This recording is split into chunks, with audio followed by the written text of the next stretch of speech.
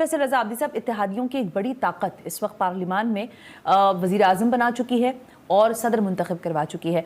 یہ طاقت ہو سکتا ہے میری رائے غلط ہو، لیکن یہ ایک لانگ رن اتحادی دکھائی دیتے ہیں، کیونکہ ایم کیو ایم نے جس طرح سے پچھلی دفعہ آپ نے دیکھا تھا پی ٹی آئی کے جب نو کانفیڈنس کا ووٹ آ رہا تھا، پھر بی اے باپ کا آ رہا تھا، تو وہ ایک الگ سیناریو تھا. مجھے لگتا ہے یہ ایک لانگ رن ٹرم. میں نہیں سمجھتا. میں آپ کو اس کا انجام بتا دیتا ہوں. کس کا انجام؟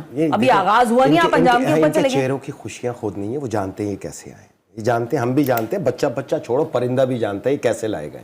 بخشش سی ہے ان کا جو میں سمجھتا ہوں ووٹ آف کانفیڈنس انجام بنے گا اس گورنمنٹ کا. اور کس کا گورنمنٹ کا، پوری گورنمنٹ. بالکل. اگر عدالت نے ان کو عزت کا رستہ نہیں دیا تو وہ عزت کا رستہ. نو کانفیڈنس دوبارہ آپ دیکھ رہے ہیں. ووٹ آف کانفیڈنس 100% بالکل ہے. ووٹ آف نو کانفیڈنس ان کا انجام بنے گا اور امپیچمنٹ صدارت کا. آصف علی زرداری کی امپیچمنٹ دیکھ رہے ہیں. بالکل. اگر یہ اسکروٹنی ہو جائے تو یہی انجام ہے. اور اسی وجہ سے، خوف کی وجہ سے ان کے چہروں پہ خوشی نہیں. یہ جانتے ہیں، ہم بھی جانتے ہیں. آج ہیں کل نہیں ہوں گے، بتایا تو ہے فینومینا. آج ساتھ ہے. یہی ایم کیو ایم تھی جو لاشیں رکھ کے یہاں پہ بین کر رہی تھی، ایف آئی آر کٹوانے کے دعوے کر رہی تھی. یہی تھی نا پیپلز پارٹی پہ یہ الزام. ڈاکٹر عاصم پہ صحیح، کل بلکہ میں نے یہی تھی نا. آج یہی ساتھ بیٹھے ہیں نا.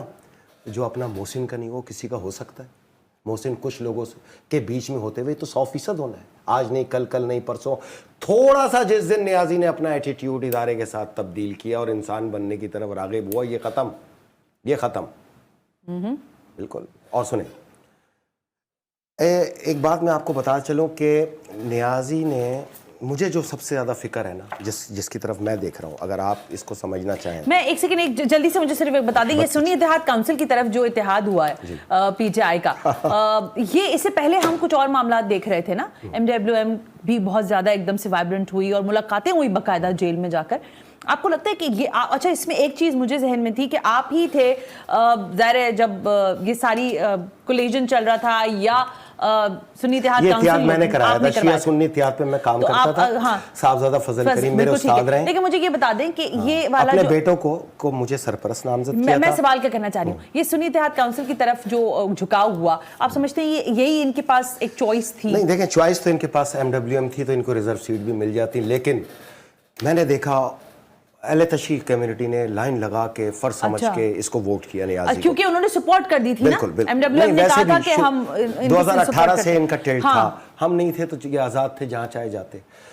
انہوں نے ووٹ کیا، لیکن کتنا بڑا قدرت کا تازیانہ ان ووٹر کے منہ پہ پڑا کہ ان کو راوزی قرار دے کے تحریک انصاف نے انہی میں شمولیت نہیں کی اور 77 سیٹیں بھی گنوا دی اپنی اس مکافات عمل میں. وہ جو سلیکٹڈ کہتے تھے، آج مکافات عمل ہے کہ وہ خود سلیکشن کمیٹی کا خود شکار ہوئے بیٹھے. مکافات عمل چل رہا ہے. اچھا، اوکے. اور یہ مکافات عمل بڑا شدید ہوتا ہے. اس کا انجام میں نے آپ کو بتا دیا.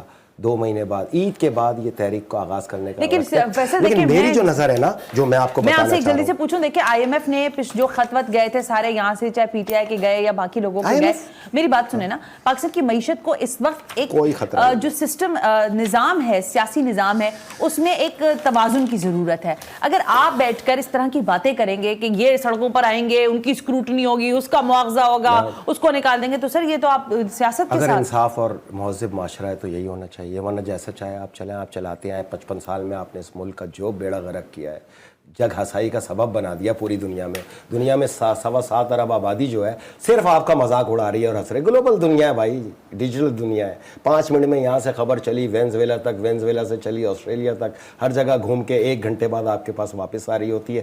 جگ ہسائی کا سبب بنا ہے. یہ جو الیکٹڈ نمائندے ہیں، ان کو چپڑاسی کی بھی حیثیت نہیں ہے ان کی عالمی دنیا میں. چپڑاسی کی بھی. میں آپ کو جب جائیں گے رویے بتائیں گے. میرا جو سر مسئلہ ہے نا، میں یہ کہنا چاہ رہا ہوں، جو میں سمجھتا ہوں، رسول خدا نے دریائے اٹک کے اوپر ایک آخری جنگ کی نشاندہی کی تھی. یہ اب جو الیکٹڈ ہو کے یہ تحریک انصاف آئی ہے، اس کے جو بیانات ہیں، لیکن 2 نومبر 2022 سے نیازی کا ایک اسٹیٹمنٹ چل رہا ہے، مجیب الرحمان ذہن تیار کیے جا رہے ہیں. مینڈیٹ چھینا گیا تو بنگلہ دیش ہے. لاسٹ 30 سیکنڈز ہیں. یہ ہے اس کے اسٹیٹمنٹ. سیم اسی ڈگر پہ آ گئے. میں یہ سمجھتا ہوں کہ وہ لشکر کی تیاری کے عمل کا جو قائد ہے وہ یہ خود نیازی ہے. اصل آپ کو چیلنج یہ آئے گا.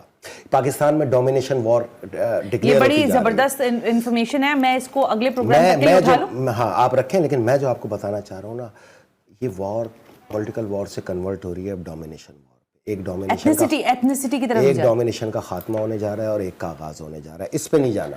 पाकिस्तान में 25 करोड़ आवाम को फ़ौज बनाने के अमल को जो नुकसान हुआ है, इसको हम रिपेयर करने की पूरी कोशिश करेंगे। लेकिन इदारे से ये कहना है कि जो फ़ौज होती है ना, ये पूरे 25 करोड़ आवाम की फ़ौज है। सियासी जमातों के आगे पीछे खड़े होकर एक की मुखालफत, एक की तनकीद इसको नुकसान पहुँचाती है। अपने नहीं करें।